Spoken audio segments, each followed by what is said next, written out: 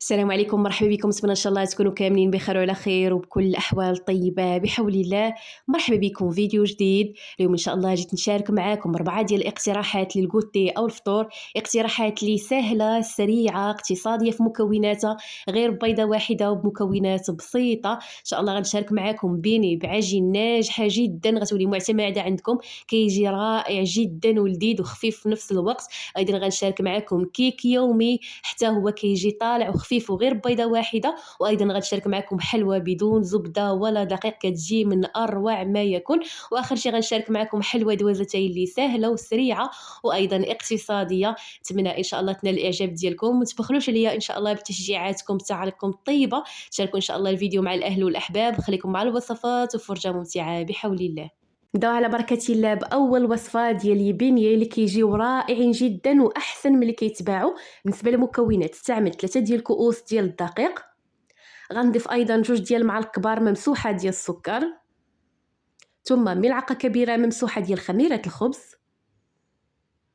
غنضيف ايضا ملعقه صغيره ديال الملح، ثم بيضه كامله، وغنحتاج ايضا كأس ديال الحليب اللي يكون دافئ. ونحاول انني نجمع العجين. طريقتهم راه سهله وبسيطه وكيجيو رائعين جدا. ان شاء الله لا جربتوهم هاد العجينه دي غتولي معتمده عندكم. لان هنا كنحاول اني نجمع العجين، هزت ليا بالضبط داك الكاس ديال الحليب. نحاولوا فقط نجمعوا المكونات ديالنا،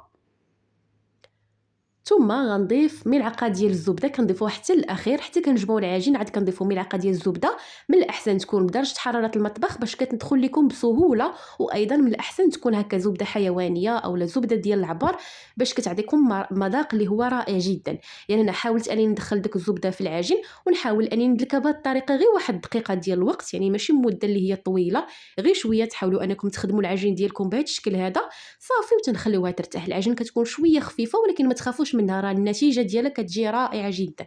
اذا هنا جمعت العجين ديالي في الوسط، نغطيو عليها بلاستيك ونخليوها تخمر على خاطرها. ودابا راه الحال سخون، يعني راه بسرعه واحد 20 دقيقه 25 دقيقه الماكسيموم كتكون العجين ديالكم خمرات. اذا هنا من بعد ما خمرات العجين ديالي نحاول اني نفرغها من الهواء، ومن بعد غنحاول اني نوضعها على سطح العمل ونخدم بها. بطبيعه الحال غنستعنوا بالدقيق، كنحاول انني نرش سطح العمل بالدقيق مزيان. كنوضع العجين من بعد كنرشها ايضا بشويه ديال الدقيق ونحاول انني نسرحها بالمدلك. بطبيعه الحال كيف ما غتشوفوا معايا العجين ما نرقوهاش بزاف، ضروري تخليو فيها شويه ديال السمك. بهذا الشكل هذا راه كيبان لكم العجين باللي ما رقيقاش.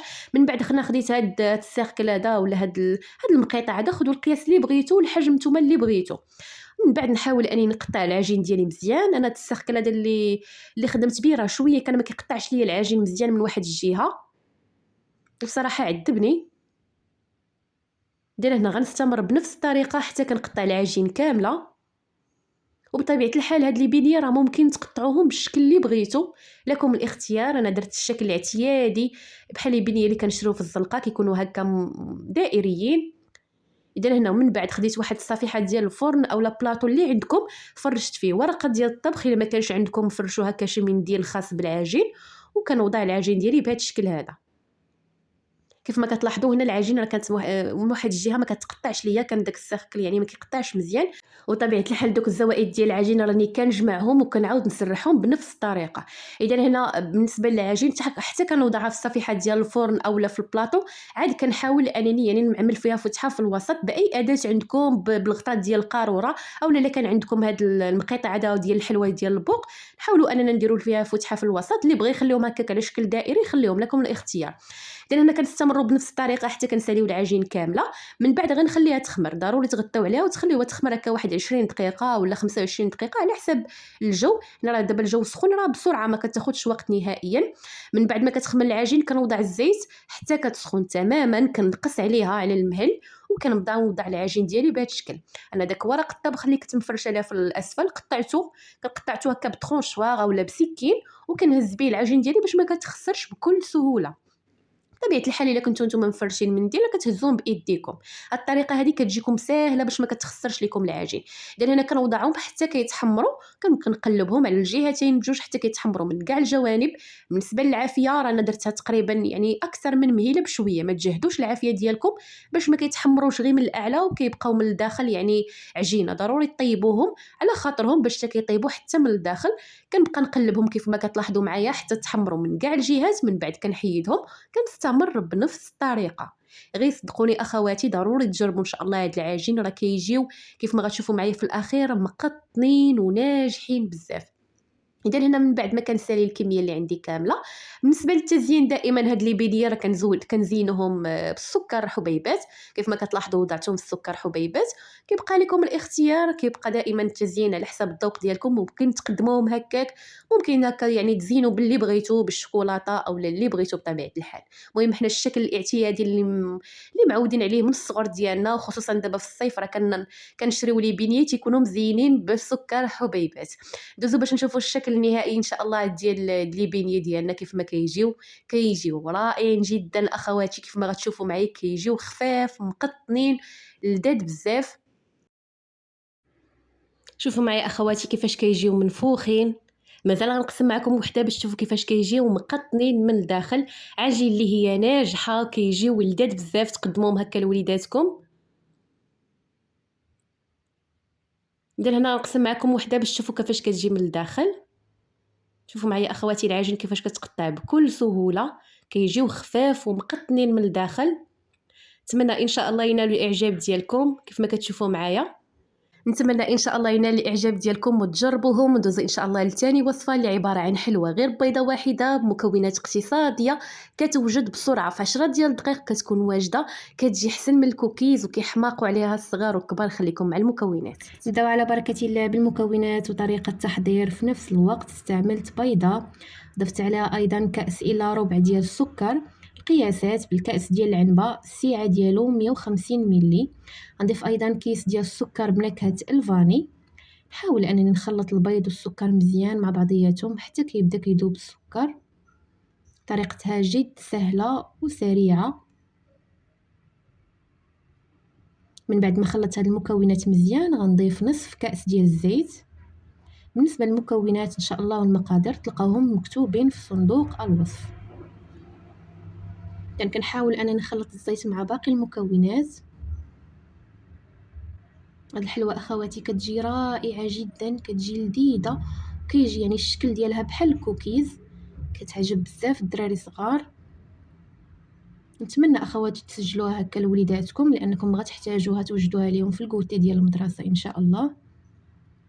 من بعد غنضيف كاس وربع ديال النشا. النشا هو كيخلي هاد الحلوه ديالنا كتجي هشيشه بزاف، كتذوب في اليد قبل من الفم. استعملت كاس وربع. النشا هو المايزينا، لان بزاف ديال الاخوات كيبقاو يسولوني واش هو المايزينا. نحاول انني ندخل هاد النشا مزيان مع المكونات حتى كتنسجم، ما كيبقاوش عندي تكتلات في الخليط.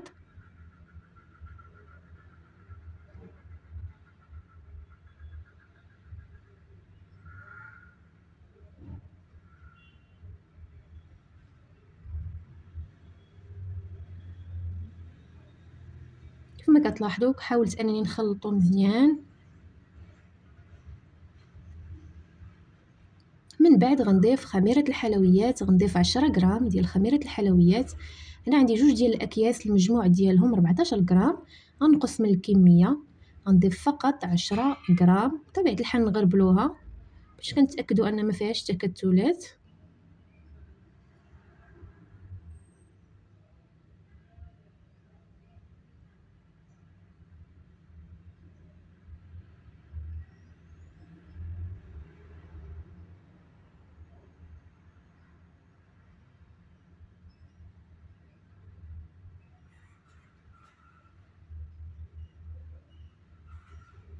من بعد غنحيد الفوي ونكمل غير بايدي.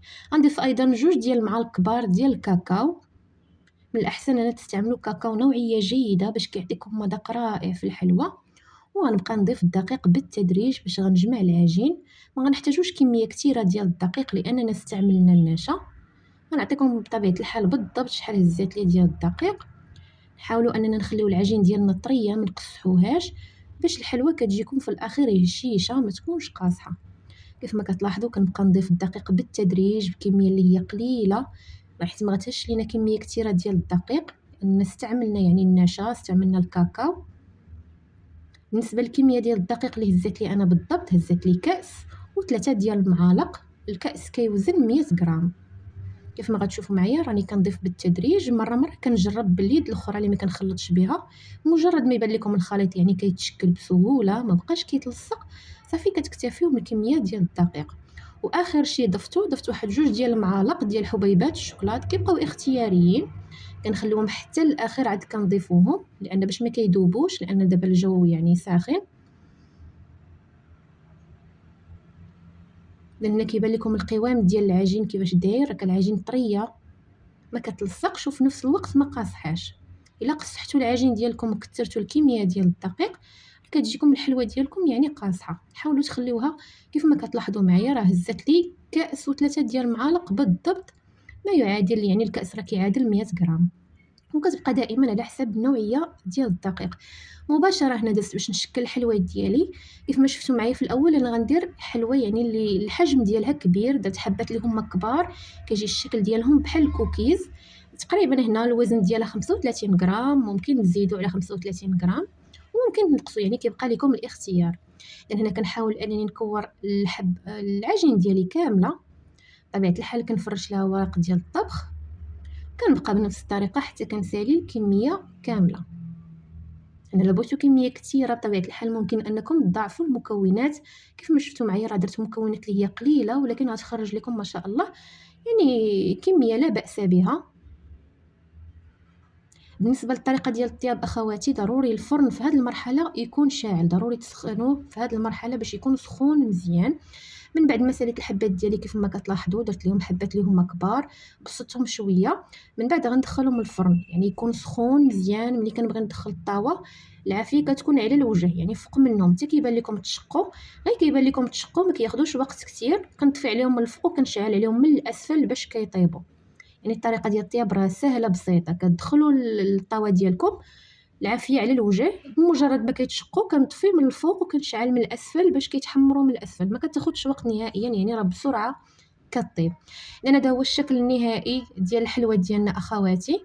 نتمنى طريقه الطياب تكون مفهومه. اي حاجه بطبيعه الحال اي استفسار خلوه لي في التعاليق نجاوب عليه.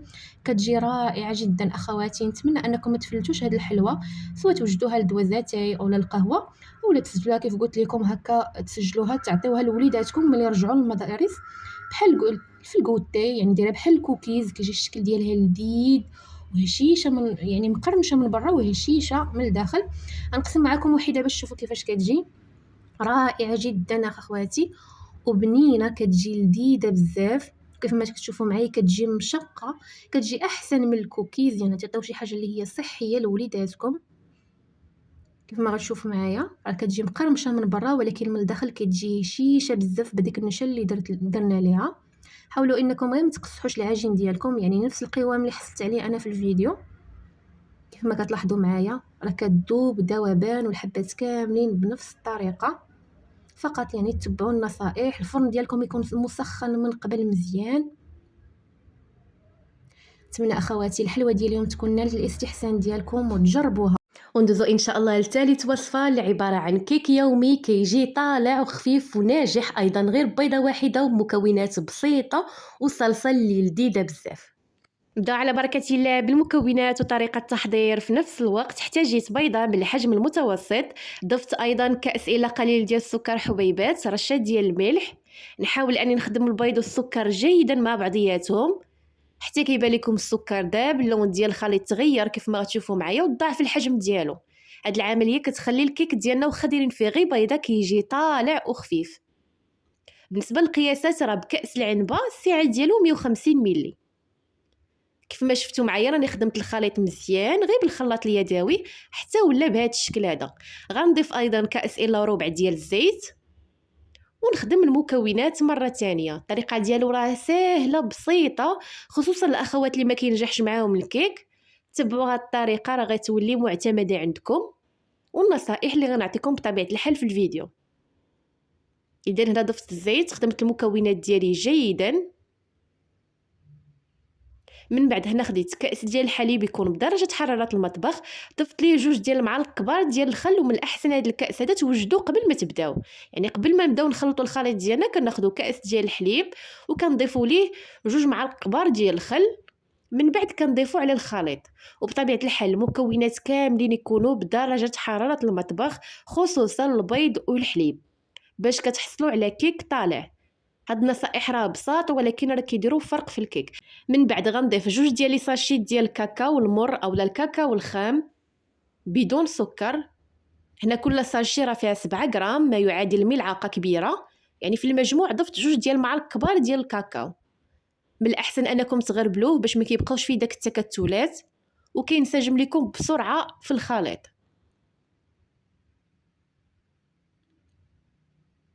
تبعوا اخواتي فقط الطريقه والنصائح، وراني فايت منزله معكم مجموعه ديال الكيكات غير بيضه واحده بطرق مختلفه وناجحين 100% من تجربه الاخوات اللي جربوهم. هنا حاولت اني نخدم الكاكاو ديالي مزيان، نخلطو مزيان كيف ما كتلاحظوا.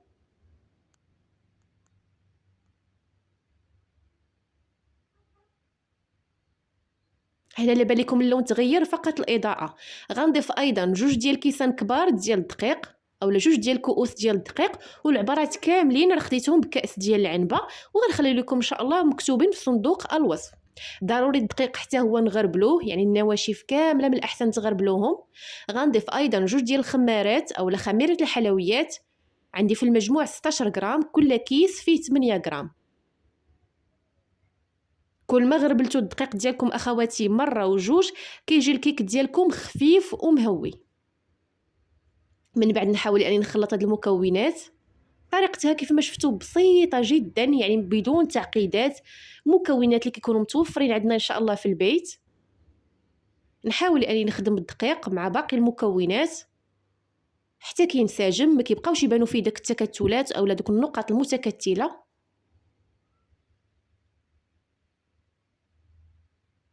والمكون اخواتي اللي كيخلي الكيك ديالنا كيعطيه خفه وكيجي ناجح هو داك الحليب، كاس ديال الحليب.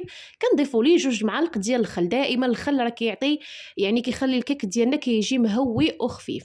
اذا هنا بان لي الخليط مازال شويه خفيف، زدت ربع كاس ديال الدقيق، يعني في المجموع استعملت 2 ديال كؤوس وربع.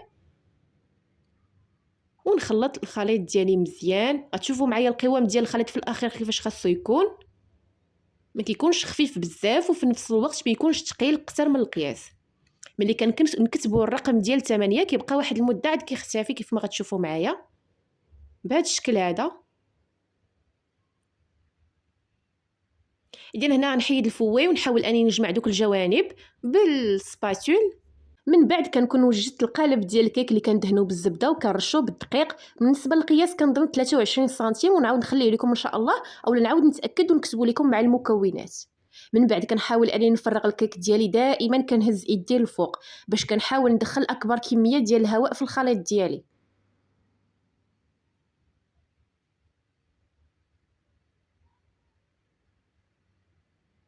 من بعد نحاول انني نحركو بايدي باش كيتساوى ليا الخليط، وغندخلو الفرن. انا كنطيبو فقط في فران ديال الغاز، كندخلو عافيه، عاد كنشعل عافيه اللي هي مهيله من اسفل فقط حتى كيطيب على خاطرو، ما نحتاجوش اننا نحمرو.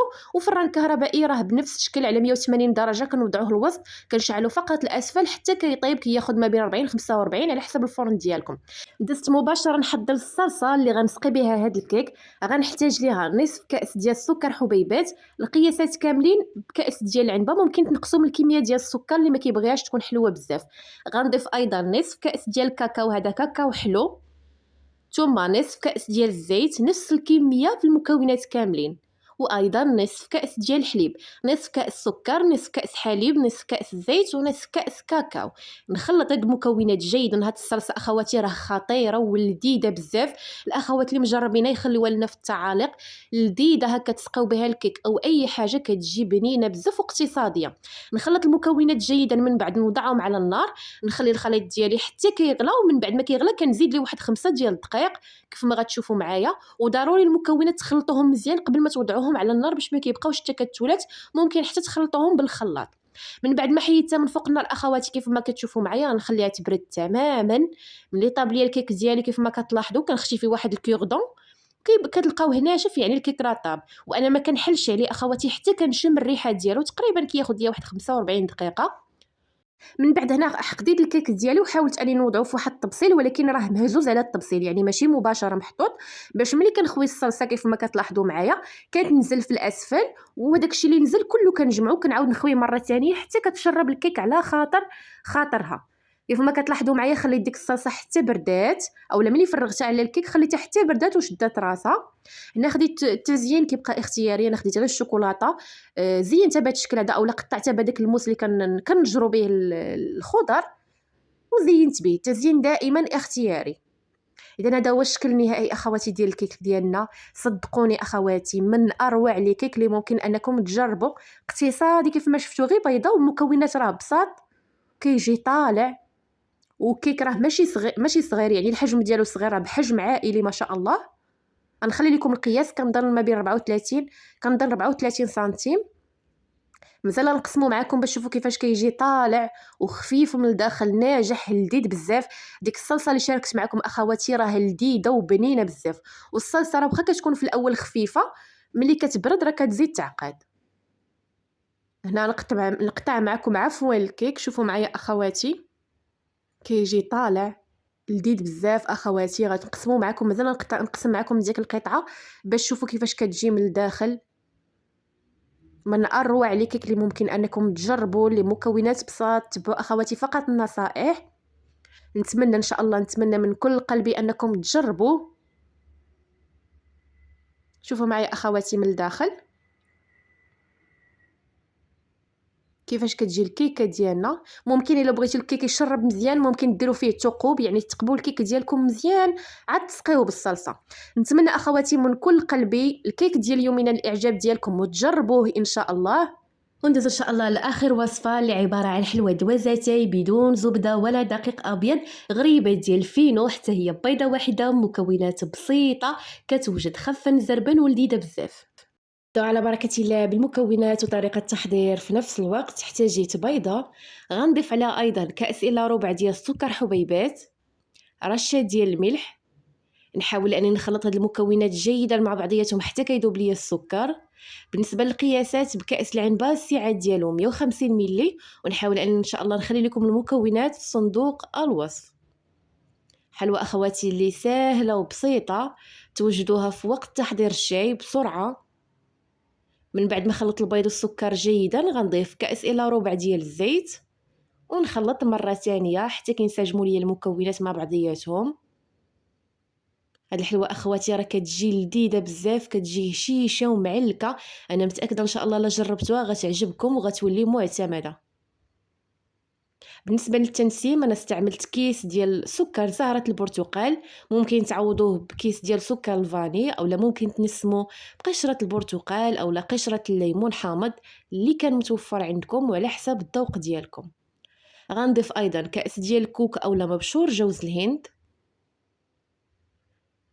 ثم نحاول اني نخلط المكونات ديالي مزيان.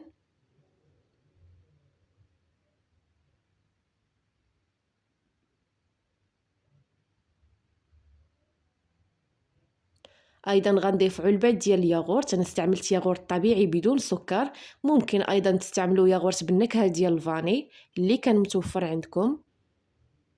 وزن علبه الياغورت 110 غرام.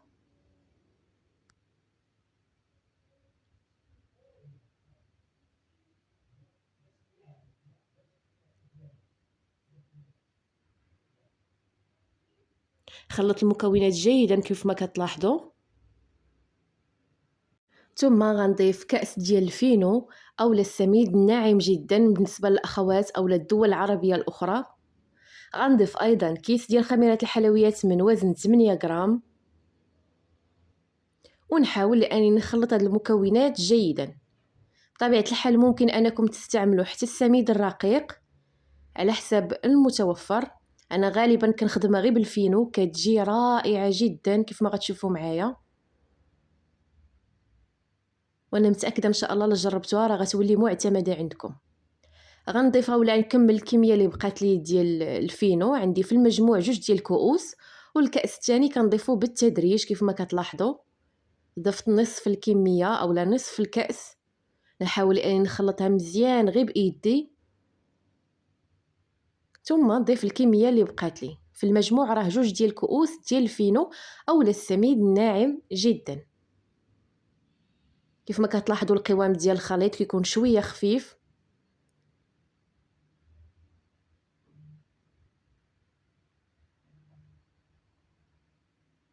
من بعد ما خدمتها مزيان بايدي غنخدمها مباشره، يعني كيبان لكم الخليط باللي واخا شويه خفيف ولكن راه بسرعه كيشرب وكيكون قادرين انكم تخدموا به. بالنسبه للتزيين غنحتاج مبشور جوز الهند اولا الكوك. مباشره خدمت بالخليط ما خليتوش يرتاح. نحاولوا اننا ناخذ كميه من الخليط، غنحاول انني نشكل على شكل اصابع او على شكل حبه ديال التمر. ممكن انكم تخدموا على شكل دائري او على شكل غريبه، يعني الشكل الاعتيادي او الكلاسيكي. انا حاولت انني نبدل فقط الشكل ونكمل بنفس الطريقه. كناخذ كميه من الخليط، نحاول انني نشكلوا على هذا الشكل هذا على شكل اصبع. من بعد كندوزو في مبشور جوز الهند اولا الكوك بهذه الطريقه. هذه طريقه بسيطه سهله وسريعه، وغنستمر بنفس الطريقه. الصفيحه ديال الفرن كتوضعوا فيها اما ورق ديال الطبخ اولا كدهنوها بالقليل فقط ديال الزيت. استمريت بنفس الطريقه حتى ساليت الطاوه الاولى كامله كيف ما كتلاحظوا. وبطبيعه الحال ممكن انكم ديروها على شكل دائري او على شكل غريبه، لكم الاختيار وعلى حسب الذوق ديالكم. بالنسبه للطريقه ديال الطياب اخواتي، ضروري الفرن يكون مسخن جيدا. انا طيبتها فقط في فران ديال الغاز، سخنته مزيان، دخلتها العافيه فوق منها كيف ما كتلاحظوا. غير كتشقق كتولي بهذا الشكل هذا، كيوليو فيها دوك الشقوق. صافي تنحيدها وكنطلعها للفوق، كنخليها كطيب وكنحيدها يعني بسرعه كطيب. ما كتاخذش وقت نهائيا، غير سخنوا الفرن ديالكم باش تحصلوا على نفس النتيجه وباش ما تعطلش لكم في الفران. ندوزو باش نشوفوا الشكل النهائي ديال الحلوه ديالنا ولا غريبه ديالنا. كتجي كلها مشقه رائعه جدا اخواتي. هشيشه سهله وسريعه التحضير، راه بسرعه كتوجد، يعني في وقت ديال تحضير الشاي كتوجد. كتجي لذيذه بزاف. ممكن تنسموها باي مذاق بغيتو، بكاع المذاقات صراحه تجي بهم لذيذه. مازال نقسمها معكم باش تشوفوا كيفاش كتجي هشيشه بزاف ومعلكه. تستحق التجربه اخواتي. يعني المكونات ديالها بسيطه، غير بيضه واحده. شوفوا معايا الشكل ديالها كيفاش كيجي، كتجي كلها مشقه وخدرنا فيها غير خميره واحده وبيضه واحده. غنقسمها معكم باش تشوفوا كيفاش كتجي هشيشه. كيف ما كتلاحظوا معايا اخواتي، كتقسم بكل سهوله، كتذوب ذوبان، كتذوب في اليد قبل من الفم. نتمنى ان شاء الله تجربوها. وبهذا كنكون وصلنا لنهايه الفيديو. نتمنى ان شاء الله الاقتراحات اللي شاركت معكم اليوم ينالوا الاعجاب ديالكم. بطبيعه الحال تجربوهم، تشاركوا الفيديو مع الاهل والاحباب ديالكم باش تعم الفائده ان شاء الله. ما تنسونيش اخواتي اخواني من تعاليقكم الطيبه وتشجيعاتكم. مرحبا باي واحد دخل جديد على القناه.